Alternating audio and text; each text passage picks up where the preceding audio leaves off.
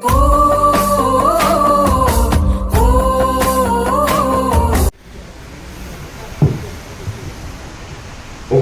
Context లో ఈ కార్యక్రమం అనేటువంటిది మనం చేస్తున్నాం.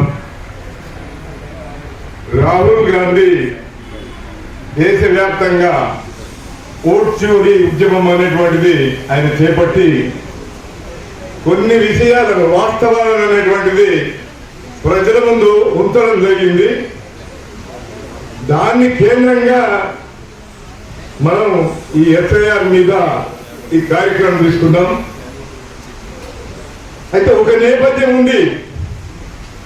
12 సంవత్సరాలుగా NDA 1, NDA 2, NDA 3, RSS, BJP శక్తులు అధికారం రావడం అనేటువంటిది వచ్చిన తర్వాత అఫెన్సివ్ గా భావిస్తున్నారు.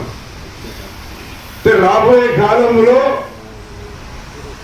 ఒక వాతావరణం దేశ ప్రజలందరినీ కూడా మళ్ళా మానసిక సంసిద్ధత అనేటువంటిది ఆర్ఎస్ఎస్ బీజేపీ శక్తుల దిక్కు మార్చేటువంటి ఒక రాజకీయ ప్రయత్నమే ఎన్నికల్లో అనుసరిస్తున్నటువంటి విధానం.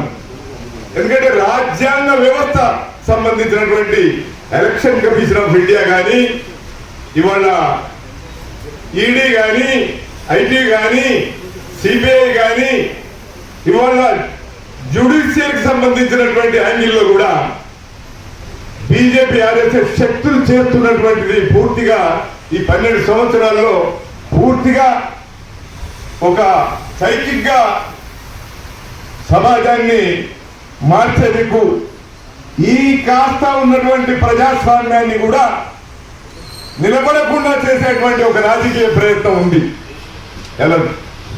79 సంవత్సరాల తర్వాత కూడా భారతదేశం అనేటువంటి దానిలో ఒక దరిద్రం ఎట్లా ఉంది, పావర్టీ ఎట్లా ఉంది, బిలో పావర్టీ లైన్ కింద ప్రజలు ఎట్లా ఉన్నారు.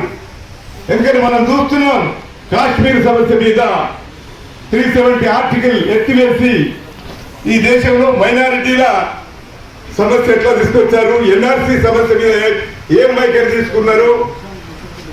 మనం ఇవన్నీ చూస్తున్నాం. ఎందుకంటే మైనారిటీల వ్యతిరేకమైన ప్రభుత్వం, దళితుల వ్యతిరేక ప్రభుత్వం, ఆదివాసీలు ఫారెస్ట్ కన్వర్షన్ యాక్ట్ తీసుకొచ్చారు. దాన్ని ఆదివాసీలు 40 కోట్ల మంది ప్రజలు అడవిల మీద జీవించేటువంటి వాళ్ళకు ఒక జీవిత భద్రం చేసేటువంటిది వాడు తీసుకొచ్చినటువంటిది. అంతేకాదు 14 మాసాలుగా రైతు ఉద్యమం జరిగింది. రైతు ఉద్యమం మీద ఒక 3 యాక్ట్స్ వ్యతిరేకంగా ఎత్తేసుకున్న ఈనాటికి కూడా ఎంఎస్పి అనేటువంటిది వాళ్ళు దాన్ని ముందరికి తీసుకురాలేదు. స్వామినాథన్ కమిషన్ రికమెండేషన్స్ కూడా ఇవాళ అమలు చేయనటువంటి పరిస్థితి ఉన్నది. 4 లేబర్ కోడ్లను ఇవాళ తీసుకొచ్చి కార్మిక వర్గాన్ని బ్రతుకులతో ఇలా చెరగాటు మారుతున్నటువంటి పరిస్థితి ఉన్నది. అందుకే రైతులు కానీ, కార్మికులు కానీ, దళితులు కానీ, ఆదివాసీలు కానీ, సామాజిక వర్గాలు, ఈ పీడిత వర్గాలన్నీ కూడా ఈ సమస్యను ఎదుర్కొంటున్నాయి. ఆ కాంటెక్స్ట్ లో ఈ ఎన్నికలను కూడా ఎన్డీఏ 3 కాదు, ఎన్డీఏ 4 కూడా తీసుకురావాలనేటువంటి ప్రయత్నంలో ఉన్నారు. అందుకే దీని ఒక ఫ్యాసిస్ట్ ధోరణులతోనే ప్రభుత్వం అనేటువంటి తన విధానం అనుసరిస్తున్నటువంటి పద్ధతి ఉంది. ఇవాళ నిరుద్యోగ సమస్య పెద్దగా ఉన్నది, ఉపాధి సమస్య పెద్దగా ఉన్నది, ఇలా ప్రజల జీవితాలు సమస్యలు ఉన్నాయి.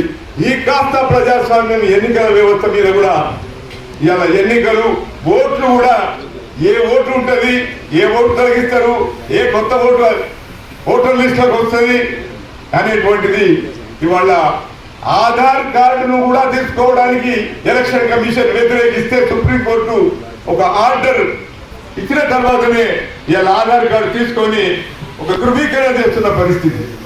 ఇలా బీహార్లో ఓట్లను తొలగించినటువంటి దాని విషయంలో చూస్తే ఆయన రాహుల్ గాంధీ చెప్తున్నది ఏంటంటే ఈ ఓట్లను కాన్షియస్ గా తీసేశారని. మహారాష్ట్రలో కాన్షియస్ గా ఓటింగ్ పెంచారని.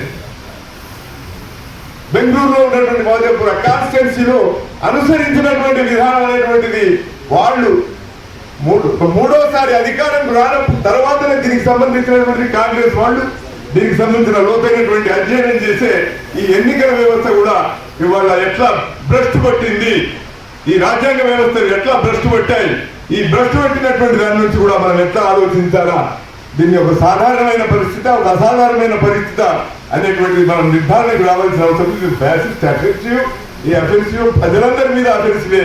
ఈ ఎన్నికలు అనే పేరు మీద వాళ్ళు సమాజాన్ని, వాళ్ళకి సంబంధించిన ఆర్ఎస్ఎస్ భావాజాలాన్ని విద్యారంగంలోకి ఇలా మొత్తం చరిత్రను మార్చేటువంటి ప్రయత్నం, రాజ్యాంగాన్ని మార్చేటువంటి ప్రయత్నం ఇవన్నీ చేస్తున్నారు. కాబట్టి ఖచ్చితంగా దీనికి వ్యతిరేకంగా ప్రజా ఉద్యమాలు రావాల్సిందే. ప్రజా ఉద్యమంగా మనమందరం పోరాడాల్సిన అవసరం ఉంది. ఇక్కడ